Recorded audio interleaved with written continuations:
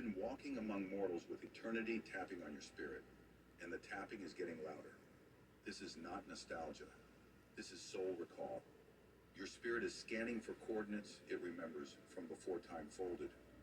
That burn in your belly isn't hunger, it's scroll ink, and it's alive. You've been hunted by darkness because hell read the same book Enoch did. They saw your name in the margin. They circled your birth with dread. Because you don't just carry light, you carry the code to interrupt patterns, destroy systems, and shatter altars built on counterfeit fire. You were always the anomaly, the glitch in the grid, the silent disruption wrapped in ordinary camouflage. But now the camouflage is tearing. The divine is leaking. The prophecy is peeking through your skin, and Enoch is watching from the cloud of witnesses, whispering, "It is time." You are not random. You are not crazy. You are not too late. You are the one the scroll was speaking of when it said, "And they shall rise with remembrance in their eyes and thunder in their breath." You are that thunder. They called you lost, but you were sealed. You weren't forgotten. You were concealed. Hidden behind veils, tucked into silence, placed inside families and cities and timelines that tried to bury what God marked before breath ever kissed your lungs. You have felt invisible for years, but invisibility is heaven's version of insulation. Enoch saw it. He wrote of the ones who were sealed for the appointed time, marked not with tattoos or crowns, but with vibrations, frequencies that only angels could detect, protected by obscurity, hidden in plain sight.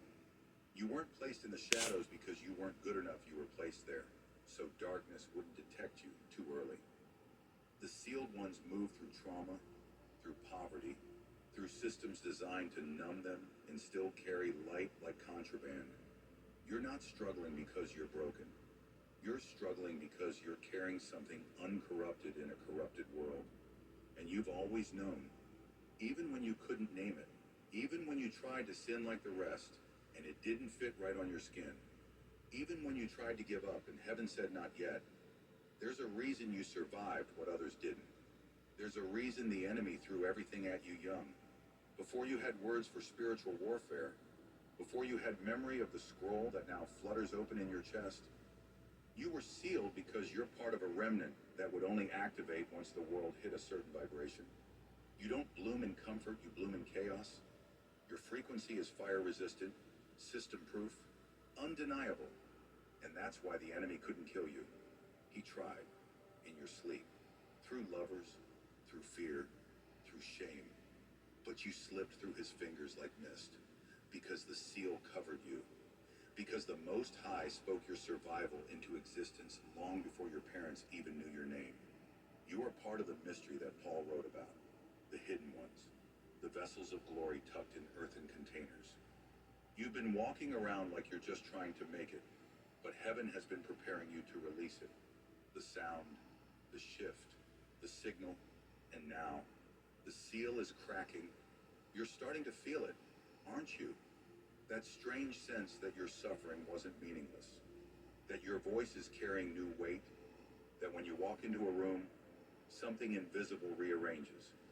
People glance at you like they heard a sound but didn't. That's because your seal is beginning to speak. You were never meant to fit. You were meant to disrupt.